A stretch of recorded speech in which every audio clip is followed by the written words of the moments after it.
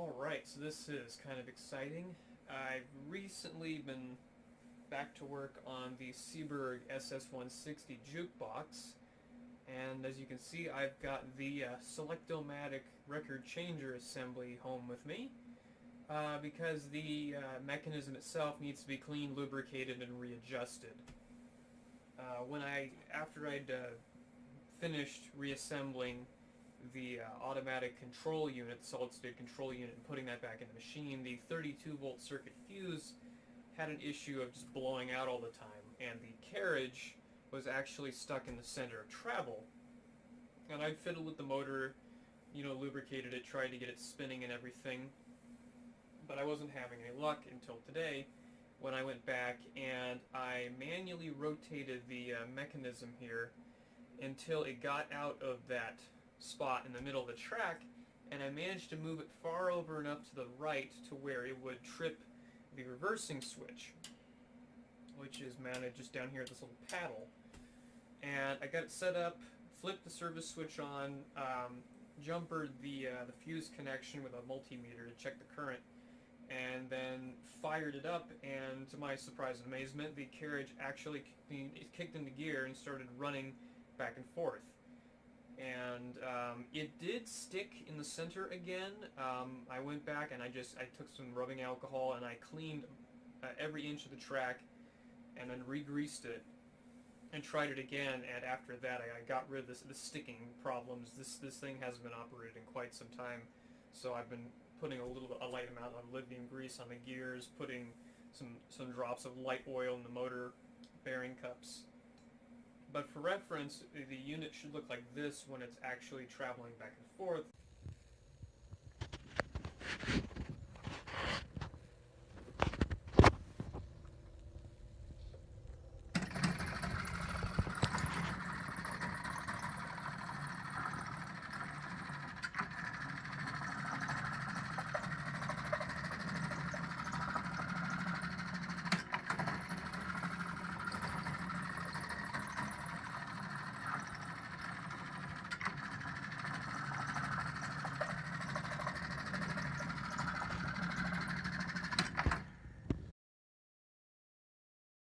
So I have an isolation transformer hooked up to my Variac here to power the motor, and you can run this thing without any of the other modules. You literally just take the cable here, and this one with the two very large gauge wires on it is the 120 volt connection to the motor, and the reversing is done purely with this one trip switch.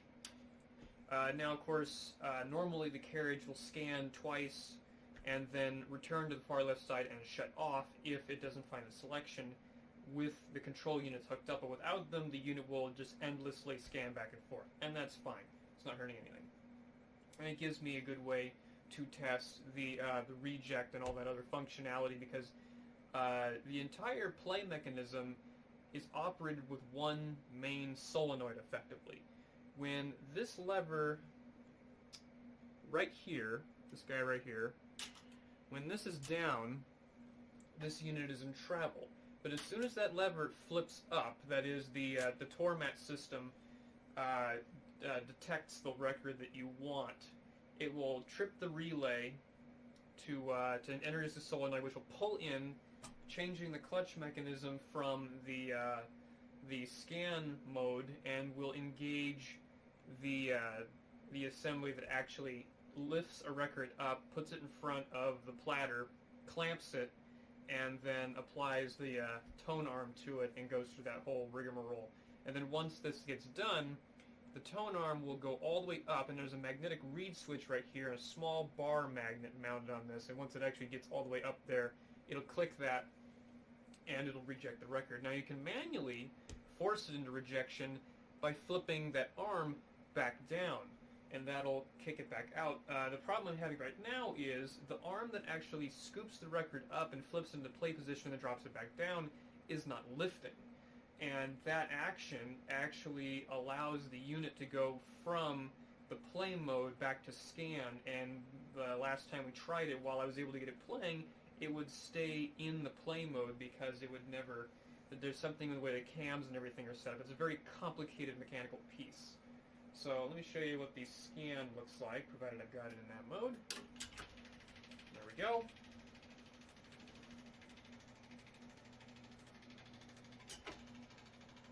So this is what would happen. As soon as you put in a quarter and it tells you you have a credit, the unit will begin to scan. You punch in your combination, and the Torment system will energize one of the coils, which would normally be mounted on the back of the rack there. I've removed it because that whole wiring assembly had to stay in the cabinet. I couldn't take it with me.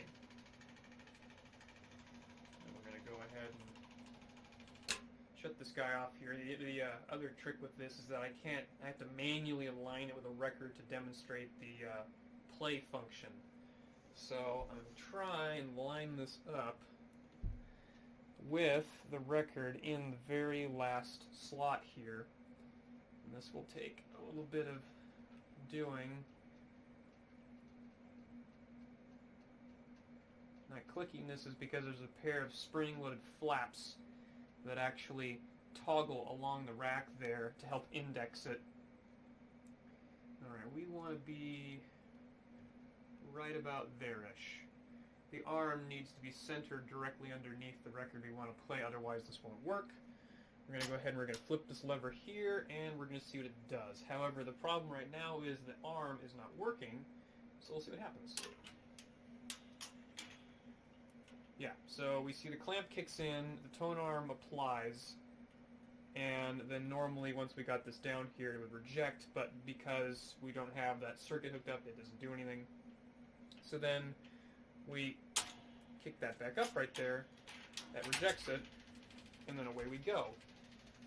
The problem is the arm that's supposed to lift and play the records is not being actuated, and I would have figured the whole mechanism would have just bound up without that working.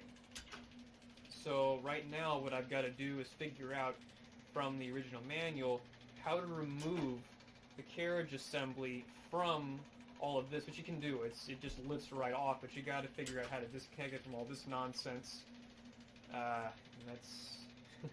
That's going to be a lot of fun.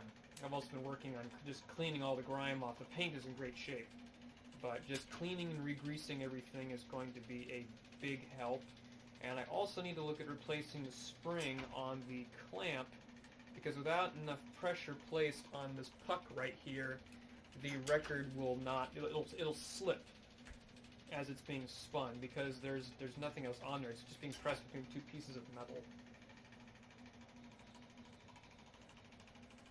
Alright, so we'll kill that. But that's what we've got for right now. And oh, as it's scanning, there's actually a pair of light bulbs up here that indicate which side you're playing and which record, and then this rack back here. If we lift the camera up here, the rack on the top is actually a series of wheels with numbers on them. This is the popularity meter. Every time a record is selected, this meter gets indexed once by a solenoid mounted on the other side that actually moves with the carriage. Same with this guy. They're mounted on a bracket with an arm that follows it. And this twist right here actually allows you to reset all the popularity meters to 0 if you want. That way you can figure out what music is hot and what music is not, I guess. But when you're just playing your music, it doesn't really matter. So that's about it for right now.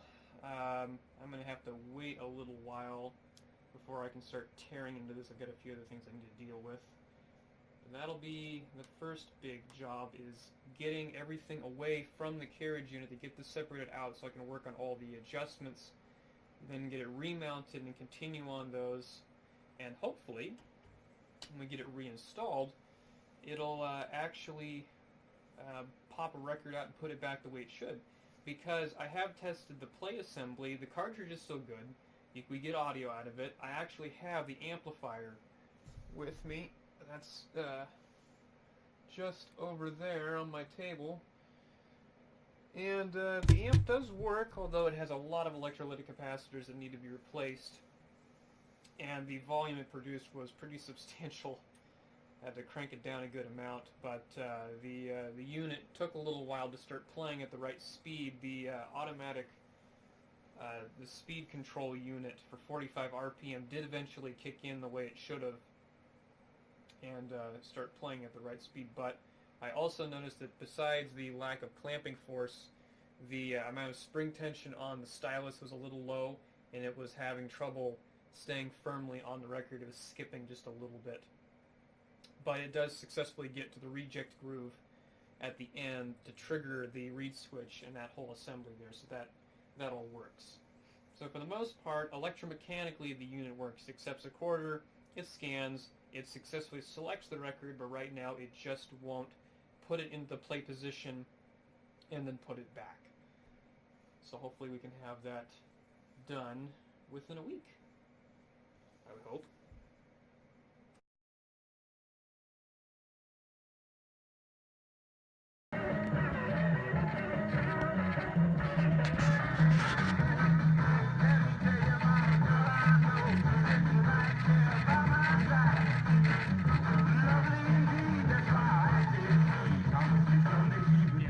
I've got some work to do to the amplifier. It doesn't sound that great.